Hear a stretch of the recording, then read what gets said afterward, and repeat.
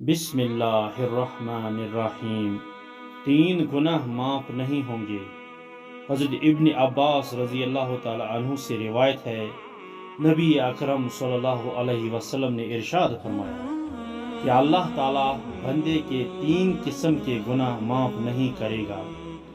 ان گناہوں کے علاوہ جس قدر گناہ ہوں گے ان کو معاف کر دے گا، لیکن ان 3 گناہوں کو بھی معاف نہیں فرمائے گا۔ نمبر 1، اللہ تعالیٰ کے ساتھ کسی کو شریک ٹھہرانا۔ نمبر 2، جادو کرنا یا کروانا۔ نمبر 3، اپنے مسلمان بھائی کے ساتھ حسد کرنا۔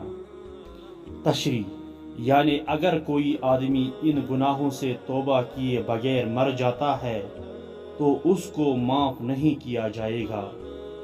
ان گناہوں کے علاوہ اور جتنے گناہ ہوں گے اگر اللہ چاہے گا تو معاف کر دے گا۔ شرک اس قدر سنگین جرم ہے کہ شرک کرنے والے آدمی کا کوئی عمل قبول نہیں کیا جاتا۔